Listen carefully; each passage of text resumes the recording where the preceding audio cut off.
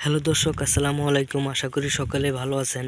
তো দর্শক, দেখতে পাচ্ছেন এই যে গাছগুলো, তো দর্শক এই গাছটি হলো আপনাদের করলা গাছ। তো বন্ধুরা, এই করলা গাছগুলো আপনারা কিভাবে চাষ করবেন? তো বন্ধুরা, করলা গাছগুলো চাষ করার খুবই সহজ উপায়।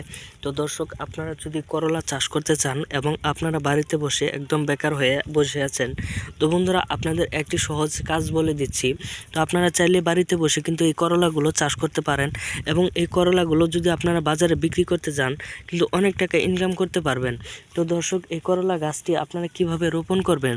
তো দর্শক, দেখতে পাচ্ছেন এই যে একটি ঝাড় করে নিচ্ছি এবং আপনাদের সেই জমি থেকে কিন্তু একটু উঁচা করে আপনারা একটি ঝাড় করে নেবেন। তো বন্ধুরা, এই ঝাড়গুলো আপনারা অবশ্যই একটি গোবর দিয়ে আপনারা এই ঝাড়গুলো একটু মাটিগুলো ঝুরঝুরা করে নেবেন। তো দর্শক, এই গাছগুলোতে আপনারা সুন্দর করে ঝাড় করে নেওয়ার পরে আপনারা আপনাদের সেই বীজগুলো আপনারা প্রথমে আপনাদের ঝাড়গুলোতে একটি গাছের মধ্যে, একটি ঝাড়ের মধ্যে 3 থেকে 4টি বীজ রোপণ করবেন। রোপণ করার পরে দেখতে পাচ্ছেন কিছুদিনের মধ্যে কিন্তু আপনাদের সেই ঝাড়ের মধ্যে বীজগুলো হয়ে যাবে। হয়ে যাওয়ার পরে আপনারা একটি পাটশোলা দিয়ে আপনারা এই গাছগুলো বেঁধে নেবেন। বেঁধে নেওয়ার পরে বেঁধে নেওয়ার পরে আপনারা এই গাছগুলো যাতে ভেঙে না যায়, বাতাস এলে জানি ভেঙে না যায়, এর কারণে আমরা এই গাছগুলো বেঁধে দিয়েছি।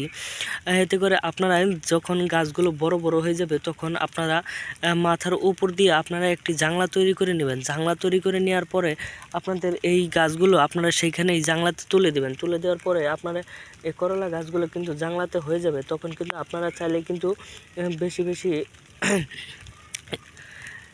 বেশি করে আপনাদের করলা ধরবে, তখন কিন্তু আপনারা চাইলে বাজারে বিক্রি করতে পারবেন এবং খুব অনায়াসে আপনারা ইনকাম করতে পারবেন। ধন্যবাদ সকলকে, সকলে ভালো থাকবেন। আসসালামু আলাইকুম।